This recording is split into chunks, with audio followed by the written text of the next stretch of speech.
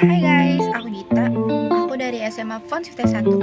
Jadi, kali ini aku mau ngebahas kenapanya Kenapanya? harga makin lama tuh makin mahal. Yuk, sama-sama kita kenal inflasi.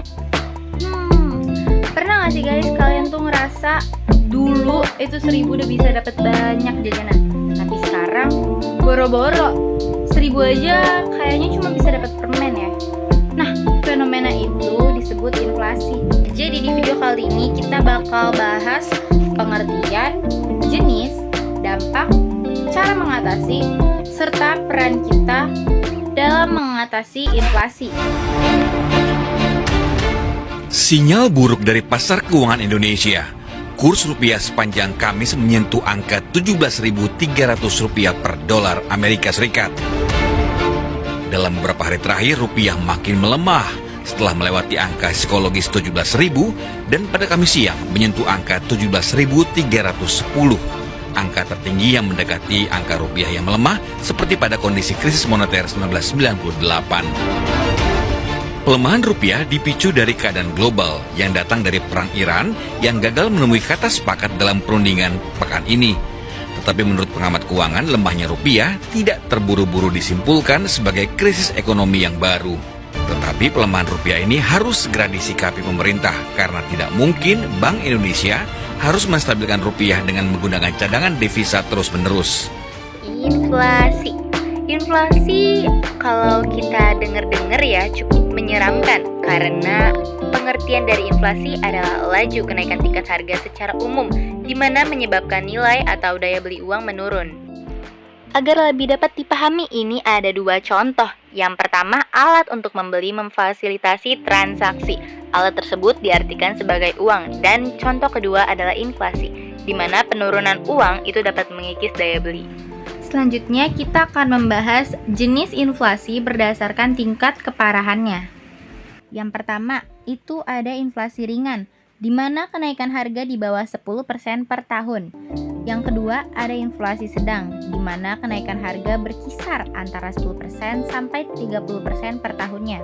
Yang ketiga, ada inflasi berat, di mana kenaikan harga berkisar 30% sampai 100% per tahun. Dan yang terakhir adalah inflasi sangat berat. Itu kenaikan harga di atas 100% per tahunnya. Selanjutnya kita masuk ke dampak inflasi. Nah, ini dia nih dampak inflasi, terutama bagi dompet kalian. Sedih ya kalau kita tahu bahwa semua hal ada kenyataan pahitnya, terutama pada inflasi nih. Inflasi dapat menyebabkan nilai tabungan Anda terkikis, anggar bulanan lebih terasa sempit, dan biaya hidup secara keseluruhan menjadi lebih tinggi.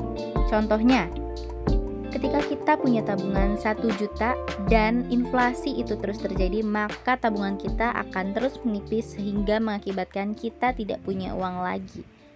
Jadi, cara mengatasi serta peranan kita ketika inflasi RI melonjak jadi 5,95%, kita harus melakukan, pastinya kita harus berhemat. Ketika semua harga melambung tinggi akibat inflasi, kita harus bisa sangat berhemat.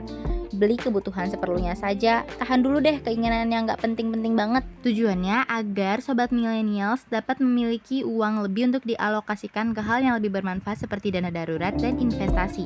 Selanjutnya, membuat dana darurat.